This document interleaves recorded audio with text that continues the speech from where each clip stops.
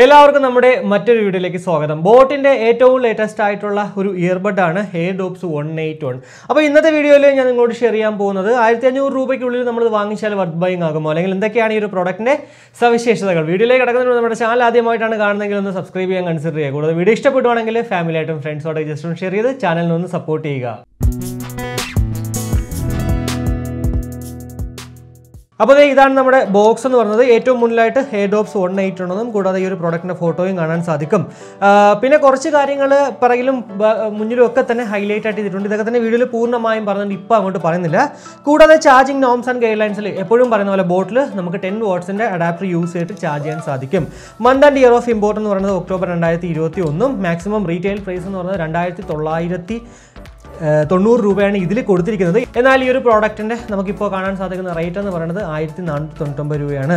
ഇവിടെയും നമ്മൾ എടുത്ത് പറയേണ്ട ഒരു കാര്യം വെച്ചാൽ ഇമ്പോർട്ട് ചെയ്തിരിക്കുന്നത് ഒക്ടോബർ 2021. എന്നാൽ ഇതൊക്കെ തന്നെ 2022 റിലീസിന് വേണ്ടി മാറ്റി വെച്ചിരിക്കുകയായിരുന്നു. എൻ്റെ കയ്യിൽ ഇപ്പോൾ ഇരിക്കുന്നത് ബോൾഡ് ബ്ലൂ എന്ന് പറഞ്ഞൊരു കളറാണ്. ഇതല്ലാണ്ട് spirit white, carbon black, cool grey എന്നിങ്ങനെ 3 കളേഴ്സ് എക്സ്ട്രാ ലഭ്യമാകും. ഏതിനായാലും നമുക്ക് 1499 രൂപ തന്നെയാണ് റേറ്റ് എന്ന് പറയുന്നത്. അപ്പോൾ ഇനി ജസ്റ്റ് ഒന്ന് പൊട്ടിക്കുവാണെങ്കിൽ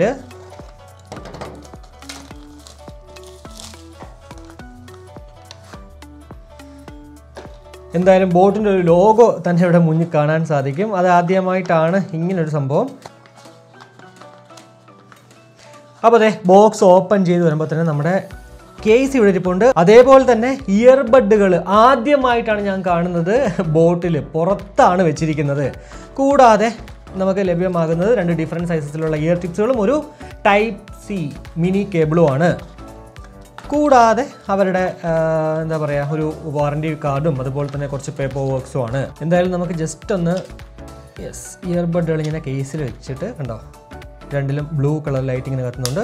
കണ്ടോ, വൈറ്റ് ലൈറ്റ് ഇതേ ഇങ്ങനെ കത്തിക്കൊണ്ടിരിക്കുവാണ്. അതിനർത്ഥം അപ്പോൾ നമ്മുടെ ഈ ഒരു കേസ് ചാർജ് ആയിക്കൊണ്ടിരിക്കുവാണ്. അപ്പോൾ ഇതാണ് നമ്മുടെ Airdopes 181. ഒരൊറ്റ നോട്ടത്തിൽ നമ്മൾ കഴിഞ്ഞ ദിവസം അൺബോക്സ് ചെയ്ത Earbuds C Proയുടെ ലുക്കും അല്ലെങ്കിൽ ഡിസൈനിലും ഒക്കെ തന്നെയാണ് നമ്മുടെ 181 ലഭ്യമാകുന്നത്.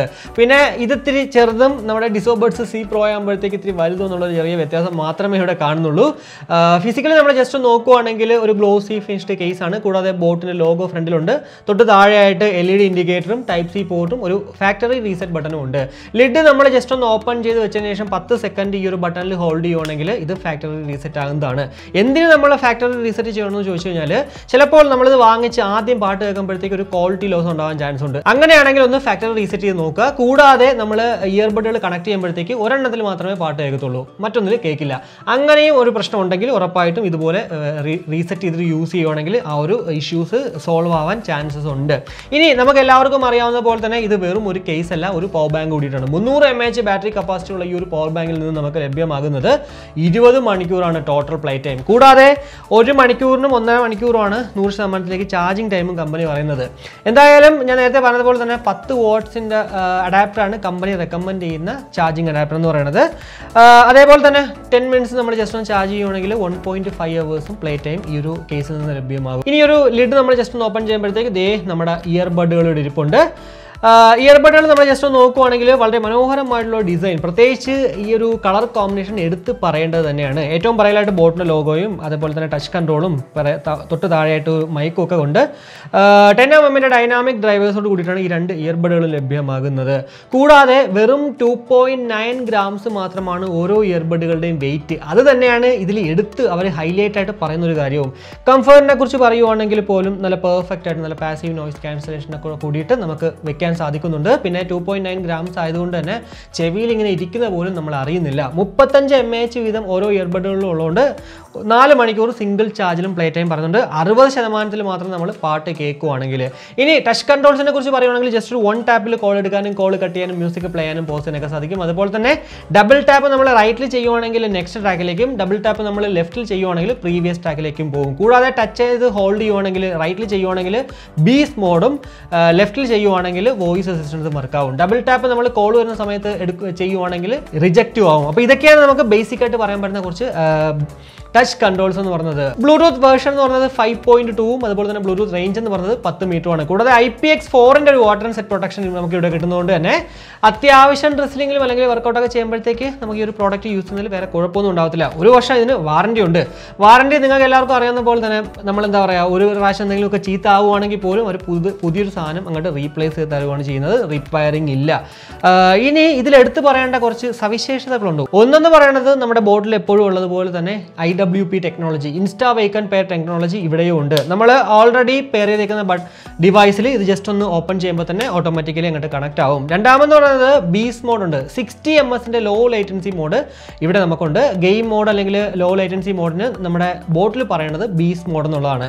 എന്നാൽ BGMI ഒക്കെ ഞാൻ കളിച്ച് നോക്കിയ സമയത്ത് ഭയങ്കര പെർഫെക്ഷൻ ഒന്നും ഈ ഒരു 60 ms ഇല്ല. 60 ms ഉണ്ടോ എന്ന് തന്നെ ചെറിയൊരു സംശയം തോന്നിക്കുന്ന രീതിക്കാണ് ഇതിന്ന് എനിക്ക് കിട്ടിയ ഒരു ഔട്ട്പുട്ട് എന്ന് പറയുന്നത്.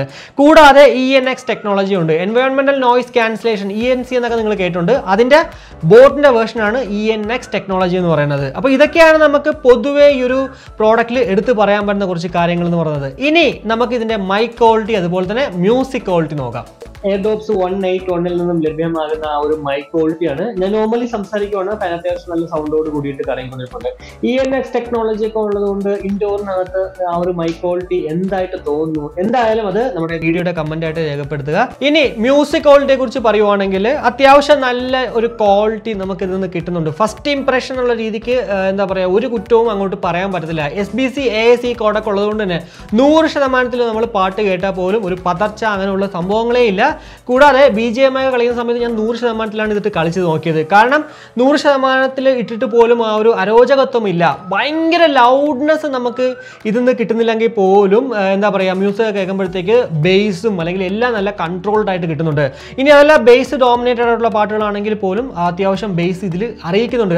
ഇതിന് ഇത്രയും ബേസ് ഉണ്ടെന്നുള്ള രീതിക്ക് തന്നെ അറിയിക്കുന്ന രീതിക്ക് തന്നെയാണ് ആ ഒരു ഔട്ട്പുട്ട് എന്ന് പറയുന്നത്. അതുകൊണ്ട് തന്നെ നിങ്ങൾ ബാലൻസ്ഡ് ആയിട്ടുള്ള പാട്ട് ഇഷ്ടപ്പെടുന്ന ആൾക്കായിക്കോട്ടെ, ബേസ് ഡോമിനേറ്റഡ് ആയിട്ടുള്ള പാട്ട് ഇഷ്ടപ്പെടുന്ന ആളായിക്കോട്ടെ, ഏതാണെങ്കിൽ പോലും ഈ ഒരു പ്രോഡക്റ്റ് വാങ്ങിക്കുന്നതിൽ ഒരു പ്രശ്നവും ഇല്ലെന്ന് ഞാൻ പറയത്തുള്ളൂ.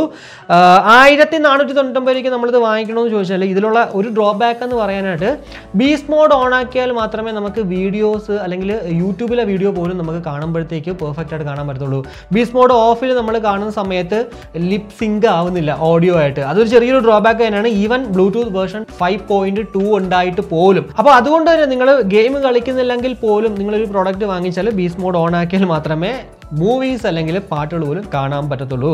1499 നമുക്കിത് വർത്ത് ബൈയിങ് ആണോ എന്ന് ചോദിച്ചു കഴിഞ്ഞാൽ ഡിസൈനും അല്ലെങ്കിൽ വെയിറ്റും കംഫർട്ടും ഒക്കെ വെച്ച് നോക്കുമ്പോഴത്തേക്ക് ഒരു രീതിയിൽ നമുക്കിത് വർത്ത് തന്നെയാണ്. പിന്നെ 161 ആണെങ്കിലും 111 ആണെങ്കിലും ഞാനിപ്പോൾ നാളെ അൺബോക്സ് ചെയ്യുമ്പോൾ അതാണ് ഏതാണെങ്കിലും ഒക്കെ എനിക്ക് തോന്നുന്നു ഇതും എല്ലാം ഒരേപോലെയൊക്കെ തന്നെയാണ് ആ ഒരു ക്വാളിറ്റി കിട്ടുന്നത്. പേരുകൾ മാത്രം അങ്ങോട്ടും ഇങ്ങോട്ടൊക്കെ മാറ്റി വെച്ചിട്ട് ഇതിൽ ബീസ്റ്റ് മോഡ് ഉണ്ട്, മറ്റുള്ളതിൽ ബീസ്റ്റ് മോഡ് ഇല്ല. ആ ഒരു കാര്യം മാത്രമാണ് ഉള്ളത്. പിന്നെ കുറേ കളർ വ്യത്യാസം അങ്ങോട്ടും ഇങ്ങോട്ടൊക്കെ വെച്ചിട്ട് ഈ ഒരു കാര്യം അല്ലാണ്ട് വേറെ ഒന്നും അങ്ങോട്ടൊരു ഡിഫറൻസും ഈ ഓരോ ഇയർബഡുകളിലും എനിക്ക് കാണാൻ സാധിക്കുന്നില്ല. അതുകൊണ്ട് തന്നെ 1300 രൂപയ്ക്ക് നിങ്ങൾ ബീസ്റ്റ് മോഡ് ഇല്ലാണ്ട് മറ്റുള്ളത് വാങ്ങിക്കുന്നതും ഈ ഒരു 1499 കൊടുത്തിട്ട് 181 വാങ്ങിക്കുന്ന എല്ലാവർക്കും സെയിം തന്നെയാണ്. എന്തായാലും ഈ ഒരു വീഡിയോയിലൂടെ 181നെ കുറിച്ചിട്ടുള്ള ഏകദേശ ധാരണ നിങ്ങൾക്ക് ലഭ്യമായി എന്ന് വിശ്വസിക്കുന്നു. ഇനി ഔട്ട്ഡോർ മൈക്ക് ക്വാളിറ്റി അല്ലെങ്കിൽ ലോ ലേറ്റൻസി ടെസ്റ്റ് നിങ്ങൾക്ക് കാണണമെങ്കിൽ ഉറപ്പായിട്ടും അടുത്തൊരു വീഡിയോ ഉണ്ടാവും. അതുകൂടി കാണുമ്പോഴത്തേക്ക് നിങ്ങൾക്ക് ഇത് വാങ്ങിക്കണോ വേണ്ടെന്നുള്ള ഡിസിഷൻ കുറച്ചുകൂടി ഈസി ആയിട്ട് എടുക്കാൻ സാധിക്കും. അപ്പോൾ ഇത് മാത്രമാണ് എനിക്ക് ഈ ഒരു വീഡിയോയിലൂടെ പറയാനുണ്ടായിരുന്നത്. എന്തായാലും വീഡിയോ ഇഷ്ടപ്പെട്ടെങ്കിൽ നമ്മുടെ ഫാമിലിയായിട്ടും ഫ്രണ്ട്സോടെ ജസ്റ്റ് ഒന്ന് ഷെയർ ചെയ്യുക. കൂടുതൽ ലൈക്ക് ചെയ്യാനും കമൻറ്റ് ചെയ്യാനും മറക്കണ്ടായിരുന്നു. സബ്സ്ക്രൈബ് ചെയ്തിട്ടില്ലെങ്കിൽ ഉറപ്പായിട്ടും സബ്സ്ക്രൈബ് ചെയ്യുക. അപ്പോൾ മറ്റൊരു വീഡിയോ കാണുമായിരിക്കും. ബൈ.